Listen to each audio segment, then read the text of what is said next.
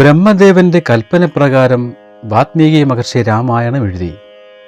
അദ്ദേഹം ആ കൃതി വേദാധ്യായ പഠനത്തിൽ ഉൾപ്പെടുത്തി ശിഷ്യന്മാരെ പഠിപ്പിച്ചു. 24,000 ശ്ലോകങ്ങൾ ഉൾക്കൊള്ളുന്ന ആ മഹാകാവ്യത്തിന് 500 സർഗങ്ങളാണുള്ളത്.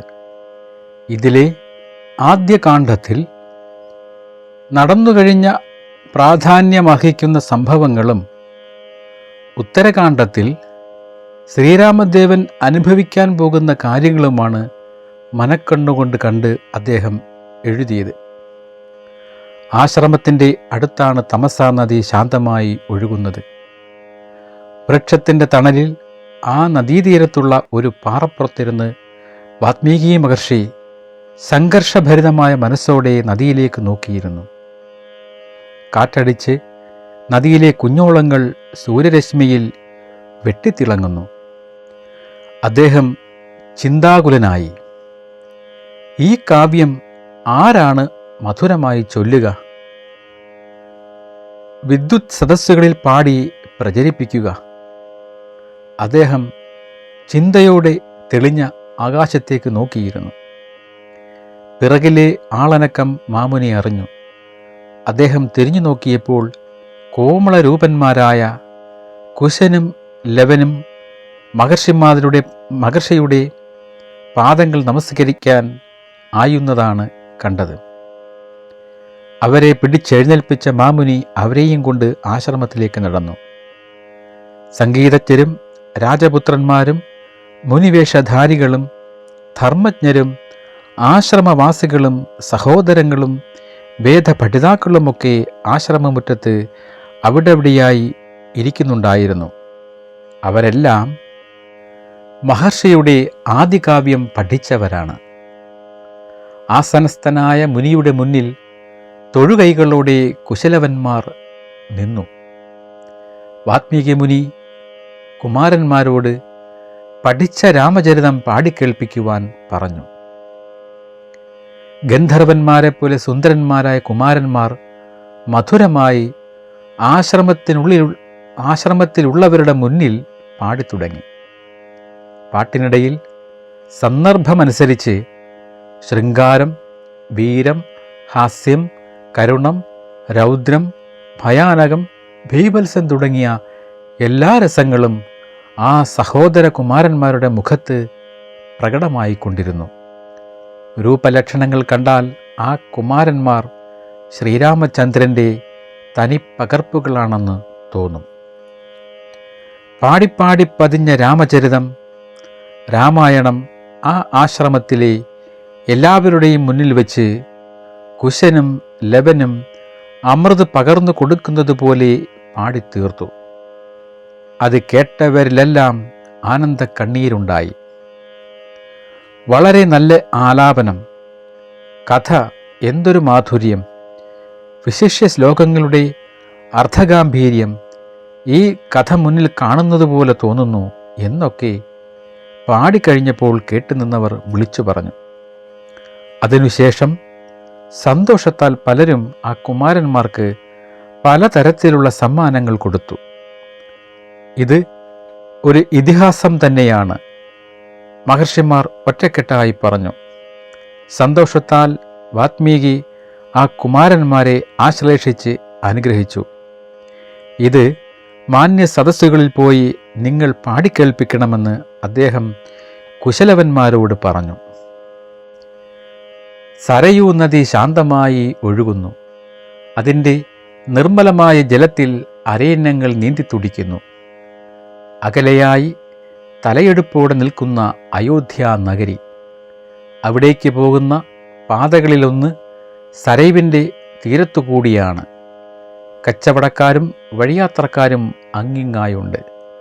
ആ വഴിയിലൂടെ കയ്യിൽ തമ്പുരുവും ഏന്തിക്കൊണ്ട് 2 കുമാരന്മാർ ശ്രീരാമൻ്റെ വീരഗാഥകൾ പാടിക്കൊണ്ട് നടക്കുന്നു. അത് മറ്റാരുമല്ല, ലവകുശന്മാരാണ്. അവർ അയോധ്യ നഗരിയെ ലക്ഷ്യമാക്കിയാണ് നടക്കുന്നത്.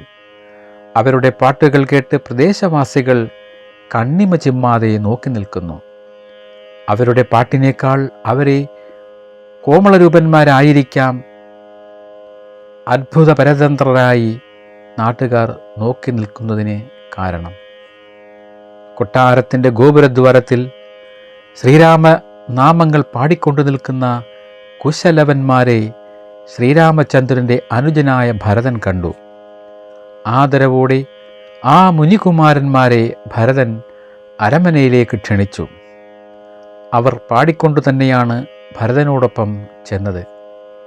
രാജസഭയിൽ മന്ത്രിമുഖ്യന്മാരോടും ഉപാധ്യായന്മാരോടും സഹോദരങ്ങളോടും ചേർന്ന് സിംഹാസനത്തിലിരിക്കുന്ന ശ്രീരാമചന്ദ്രൻ അവരെ കണ്ടു. വിനയാന്യുതനായ ശ്രീരാമൻ അവരോട് പാട്ട് തുടരാൻ ആവശ്യപ്പെട്ടു. ശ്രീരാമൻ്റെ നിർദ്ദേശം ശിരസാ വഹിച്ച് വീണമീട്ടി വീണയുടെ ശ്രുതിക്കനുസരണമായി കുമാരന്മാർ പാടുവാൻ തുടങ്ങി. ആ സദസ്സിൽ സന്നിഹിതരായിരിക്കുന്നവരുടെ ഹൃദയവും മനസ്സും ആ സുഖസുന്ദരമായ ഗാനത്തിൽ അലിഞ്ഞു. ഈ മുനികുമാരന്മാർ രാജലക്ഷണമുള്ളവരായിട്ടാണല്ലോ കാണുന്നത്.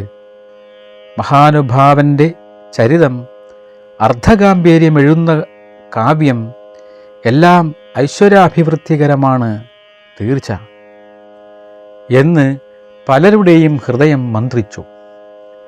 ശ്രീരാമചന്ദ്രൻ താപസവേഷത്തിലുള്ള ആ മുനികുമാരന്മാരെ കൗതുകത്തോടെ നോക്കിയിരുന്നു. വിശപ്പും ദാഹവും കൊണ്ട് വലഞ്ഞു വരുന്നവന് ഭക്ഷണവും വെള്ളവും കിട്ടിയാൽ ഉണ്ടാകുന്ന സംതൃപ്തിയാണ് ആ ഗാനം കേട്ടുകൊണ്ടിരിക്കുന്നവർക്ക് ഉണ്ടായിക്കൊണ്ടിരുന്നത്. അയോധ്യാപതിയായ ദശരഥൻ്റെ കാലം മുതലുള്ള കഥകളാണ് ആ കുമാരൻ പാട്ടിലൂടെ വർണ്ണിക്കുന്നത്. എല്ലാവരും നിശബ്ദമായി അത് കേട്ടുകൊണ്ടിരുന്നു.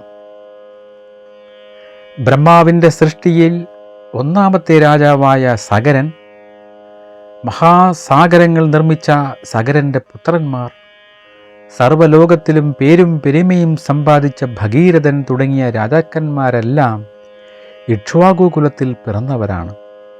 ആ വംശത്തിൽ പിന്നെ ശ്രേഷ്ഠനായ രാജാവിൻ്റെ ശ്രേഷ്ഠമായ ആഖ്യാനമാണ് രാമായണം. കുശലവന്മാർ കഥകൾ പാട്ടുരൂപത്തിൽ പാടിക്കൊണ്ടിരുന്നു.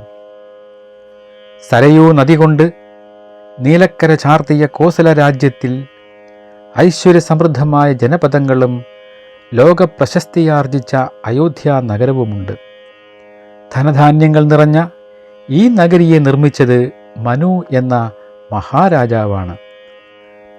12 യോജന നീളവും 3 യോജന വീതിയുമുള്ള ഈ പട്ടണത്തിലെ രാജപാതകൾ ദിവസവും ശുദ്ധമാക്കി വെള്ളം തളിച്ച് പൂവുകൾ വിതറുക പതിവാണ്. ഒരു അടിക്കുറിപ്പായി പറയട്ടെ, പുരാതന ഭാരതത്തിൽ നിലവിലുണ്ടായിരുന്ന നീളത്തിൻ്റെ അളവാണ് യോജന. ഏകദേശം 9 മൈൽ ആണ് ഒരു യോജന, അതായത് ഏകദേശം 13 കിലോമീറ്റർ. ഇനി കഥയിലേക്ക് വരാം. ദേവേന്ദ്രൻ സ്വർഗത്തെ എന്ന പോലെയാണ് ദശരഥ മഹാരാജാവ് ഈ നാട് ഭരിച്ചത്.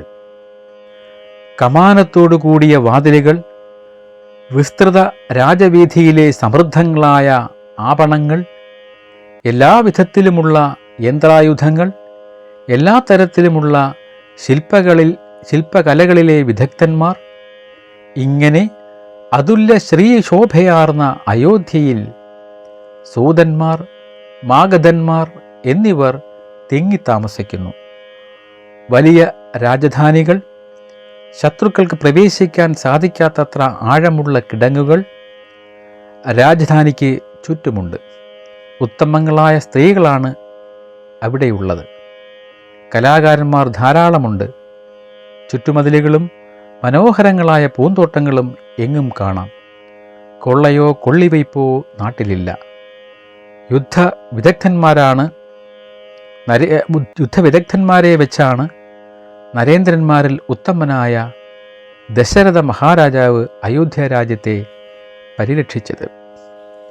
ഇക്ഷ്വാകു വംശജനായ ദശരഥൻ്റെ മന്ത്രിമാരും ഉപദേശകരും എപ്പോഴും ജാഗരൂകരായിരുന്നു.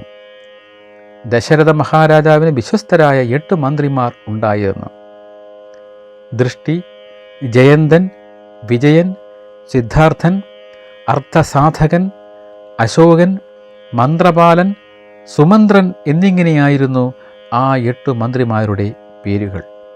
പുരോഹിതന്മാരാവട്ടെ ബ്രഹ്മർഷി സത്തന്മാരായ വസിഷ്ഠനും വാമദേവനുമായിരുന്നു.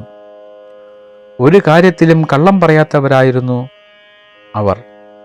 മറ്റുള്ളവരുടെയും അവശരുടെയും കാര്യങ്ങളെന്തും അറിയുവാൻ കഴിയുന്ന അവരുടെ ചാരന്മാർ, ചിന്തിക്കുന്നതും കൂടി മനസ്സിലാക്കാൻ ബുദ്ധിശക്തിയുള്ളവരായിരുന്നു ആ 8 മന്ത്രിമാർ.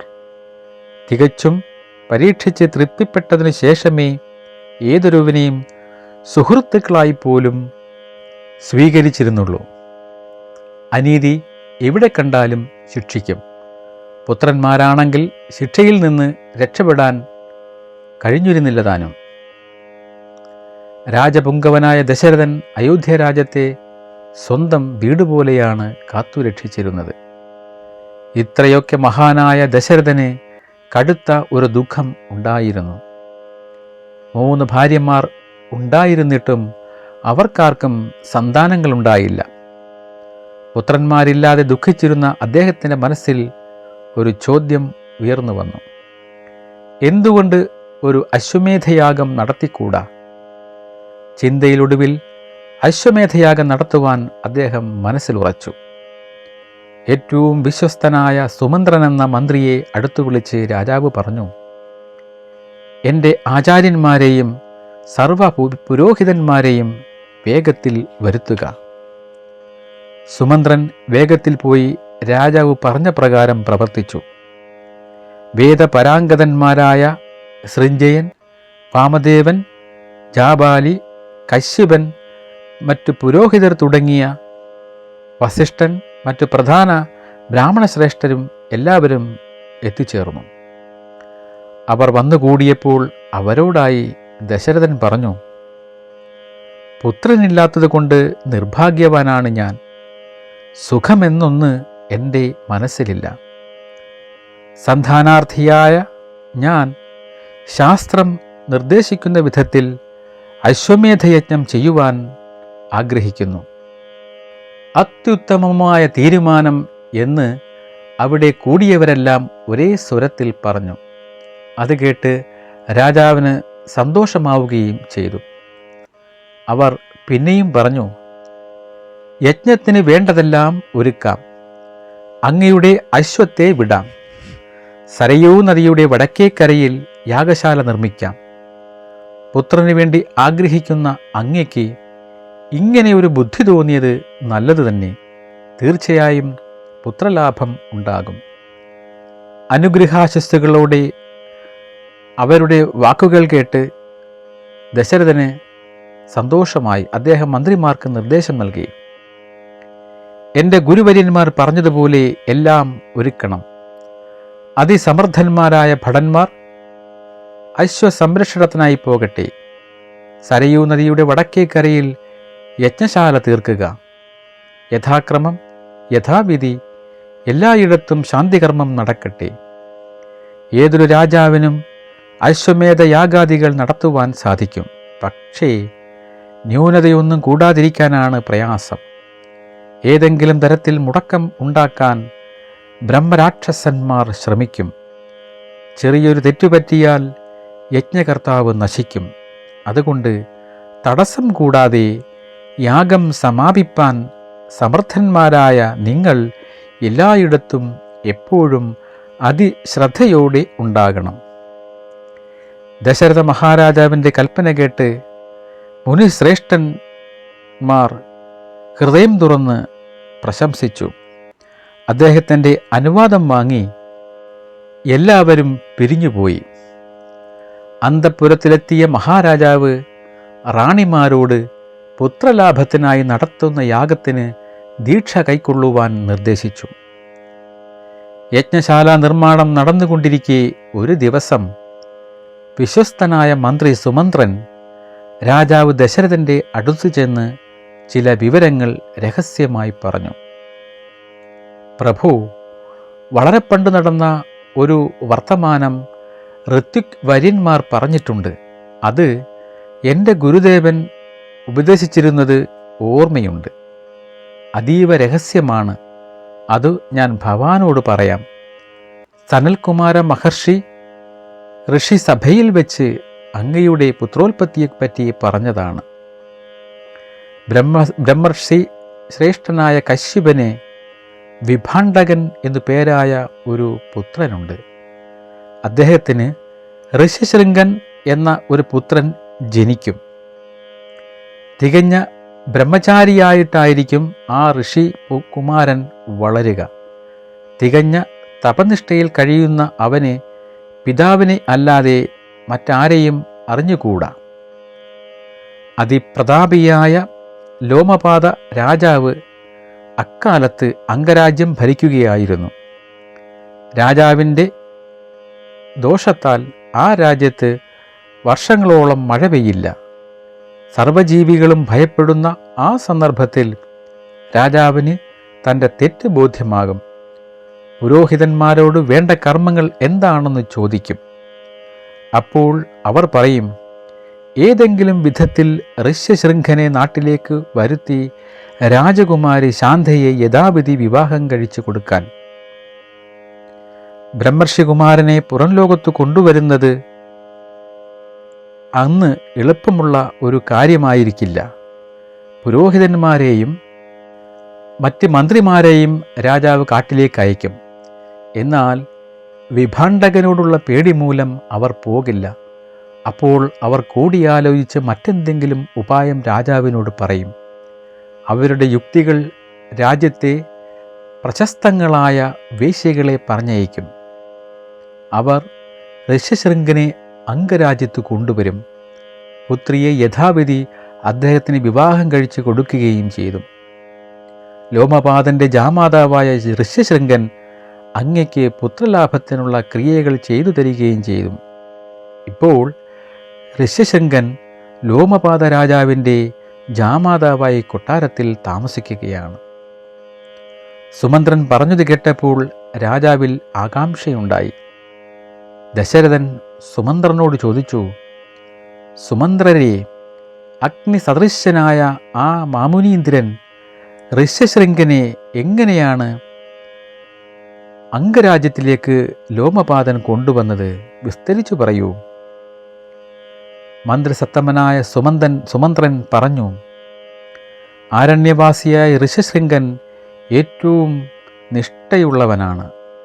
സ്ത്രീ സാമീപ്യം പോലും ഇതുവരെ ഉണ്ടായിട്ടില്ല. ലൗകിക സുഖങ്ങൾ ഇതുവരെ അനുഭവിച്ചിട്ടില്ല. ആ ബ്രഹ്മർഷികുമാരൻ്റെ മനസ്സിളക്കാൻ എളുപ്പമല്ല. അതുകൊണ്ട് ഋഷീശ്വരനെ കൊട്ടാരത്തിലേക്ക് കൊണ്ടുവരാൻ അതിരൂപവതികളായ വേശ്യാസ്ത്രീകൾ പോകട്ടെ.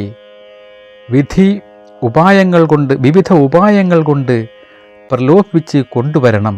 ആർക്കും മറ്റു കുഴപ്പം വരാത്ത മാർഗം ഇതേ ഉള്ളൂ എന്നുള്ള ഉപദേശമാണ് ലോമപാത രാജാവിന് ഗുരുക്കന്മാർ കൊടുത്തത്. എന്നാൽ അങ്ങനെയാകട്ടെ എന്ന് ലോമപാതൻ അറിയിക്കുകയും ചെയ്തു. രാജാവിൻ്റെ അനുവാദം കിട്ടിയപ്പോൾ രാജഭടന്മാർ വിളംബരം ചെയ്ത് രാജ്യത്തെ വേശ്യകളെയെല്ലാം അറിയിച്ചു. കലകളിലെല്ലാം അഗ്രഗണ്യകളായ അവർ അലങ്കാരങ്ങളെല്ലാം അണിഞ്ഞ് ആശ്രമ സമീപത്തെത്തി. അച്ഛൻ്റെ അടുത്തുനിന്നും വിട്ടുപിരിയാതെ കഴിയുന്ന ആ യോഗീകുമാരനെ കാണുവാൻ അവർ കാത്തുനിന്നു. ജനിച്ചതിൽ പിന്നെ അച്ഛനെയൊഴികെ മറ്റൊരു പുരുഷനെയോ സ്ത്രീയെയോ നാട്ടിലും നഗരത്തിലുമുള്ള ഏതെങ്കിലും ഒരു ജീവിയെയോ കണ്ടിട്ടില്ലാത്തവനാണ് ഋഷ്യശൃംഖൻ. അങ്ങനെയിരിക്കെ കാലനിയോഗം പോലെ ഒരു ദിവസം ഋഷ്യശൃംഖൻ കാടിന് പുറത്തു വന്നു. ആ സുന്ദര തരുണീമണികളെ കണ്ടു. കാമകലാ നിപുണകളായ അവർ പാട്ടുപാടുകയും നൃത്തം ചെയ്തും ആ മുനിയെ സമീപിച്ചു. അവരിൽ ഒരുവൾ ഋഷ്യശൃംഖനോട് ചോദിച്ചു, ശൂന്യമായ ഈ കാട്ടിൽ ഒറ്റയ്ക്കു നടക്കുന്ന അവിടുന്ന് ആരാണ്? എന്താണ് ചെയ്യുന്നത്? ആ തരുണീമണികളെ കണ്ട് അത്ഭുതത്തോടെ ഋഷ്യശൃംഖൻ പറഞ്ഞു, ഞാൻ ബ്രഹ്മർഷിവര്യനായ വിഭാണ്ഡകൻ്റെ പുത്രനാണ്. പേര് ഋഷ്യശൃംഖൻ. തപസ്സാണെൻ്റെ ജോലി. ഇവിടെ അടുത്തുള്ള ആശ്രമത്തിൽ പിതാവിനൊപ്പമാണ് താമസം. ഭവാന്മാർ അങ്ങോട്ട് വരണം. നിങ്ങളെ സൽക്കരിക്കുവാൻ ഒന്നാന്തരം കായ്കനികൾ ആശ്രമത്തിലുണ്ട്. അതുകേട്ട് സന്തോഷത്തോടെ തരുണീമണികൾ അദ്ദേഹത്തെ കെട്ടിപ്പിടിച്ചു. തങ്ങൾ തരുന്ന കായ്കനികൾ അങ്ങ് സ്വീകരിക്കണം എന്ന് പറഞ്ഞ് പലവിധ പലഹാരങ്ങൾ ഋഷിശൃംഗന് അവർ കൊടുത്തു. അമേയ തേജസ്വിയായ മുനികുമാരൻ അതൊക്കെ കായ്കനികളാണെന്ന് വിചാരിച്ച് അവർ കൊടുത്തതെല്ലാം തിന്നു. അവരുടെ സാമീപ്യവും ആലിംഗനവും ഋഷ്യശൃംഗനിൽ വല്ലാത്തൊരു അനുഭൂതി സൃഷ്ടിച്ചു. നിത്യ വനവാസിയായ ഋഷ്യശൃംഗൻ അന്നുവരെ ഇത്തരത്തിലുള്ള സുഖഭോഗങ്ങൾ അനുഭവിച്ചിട്ടില്ല. വിഭാണ്ഡക മുനിയോടുള്ള ഭയത്താൽ ആ കുമാരിമാർ പറഞ്ഞു, കുമാരാ, ഞങ്ങൾ പോകട്ടെ, വ്രതത്തിനുള്ള സമയം കഴിഞ്ഞു. അവരെല്ലാം സന്ധ്യയാകുന്നതിന് മുമ്പ് ആശ്രമ പരിസരത്തു നിന്നും പോയി. അവർ പോയപ്പോൾ ഋഷ്യശൃംഗൻ്റെ മനസ്സിൽ ഒരു ശൂന്യത അനുഭവപ്പെട്ടു. അവൻ്റെ മനസ്സിളകി. പിറ്റേ ദിവസം അവരുടെ വരവിനായി അവൻ കാത്തുനിന്നു. ആശ്രമത്തിൽ നിന്നുള്ള കാത്തുനിൽപ്പിൽ ഈ കുമാരന്മാരെ കാണാൻ കഴിയില്ല എന്ന് കരുതി ഋഷ്യശൃംഗൻ ആശ്രമത്തിന് പുറത്തു വന്നു. അവിടെ ആ മുനികുമാരന്മാരെ കണ്ടു. ഋഷ്യശൃംഗനെ കണ്ട മാത്രയിൽ തരുണിമാർ ഓടിവന്ന് അവനെ ആശ്ലേഷിച്ചു. അവർ വിനയത്തോടെ പറഞ്ഞു, അവിടുന്ന് ഞങ്ങളുടെ ആശ്രമത്തിലേക്ക് വരണം. അനേകവിധം കായ്കനികൾ അവിടെയുണ്ട്. സ്വാദു തരുന്നവയാണ് അവയെല്ലാം. നിത്യമായി ചെയ്യുന്ന കർമ്മങ്ങൾക്ക് അവിടെ ഒരു തടസ്സവും ഉണ്ടാകില്ല. എല്ലാ സൗകര്യങ്ങളുമുണ്ട്. അവരുടെ ഹൃദ്യമായ വാക്കുകേട്ട് മുനികുമാരൻ തരളിതനായി.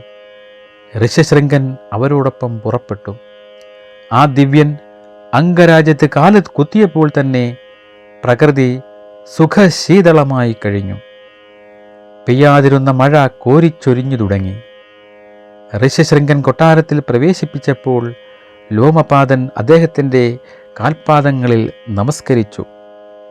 ഭക്തി പുരസരമായ പൂജകളാൽ അദ്ദേഹം സന്തുഷ്ടനായി. ആ മുനികുമാരൻ അവരെയെല്ലാം അനുഗ്രഹിച്ചു. അന്തഃപുരത്തിലേക്ക് ആനയിക്കപ്പെട്ട ഋഷ്യശൃംഗന് ഓമനപുത്രിയായ ശാന്തയെ വിധിയാമ്പെണ്ണം ലോമപാദ രാജാവ് വേളി കഴിപ്പിച്ചു കൊടുത്തു. രാജ്യം പുഷ്ടിപ്പെട്ടതിൽ ലോമപാദ രാജാവ് സന്തുഷ്ടനായി. അഗ്നി തേജസ്വിയായ ആ മുനികുമാരൻ ഭാര്യയുമൊത്ത് ഇപ്പോൾ അംഗരാജധാനിയിൽ സസുഖം വാഴുകയാണ് പ്രഭു. ഇത്രയും കാര്യങ്ങൾ സുമന്ത്രൻ ദശരഥ മഹാരാജാവിനോട് പറഞ്ഞു നിർത്തി.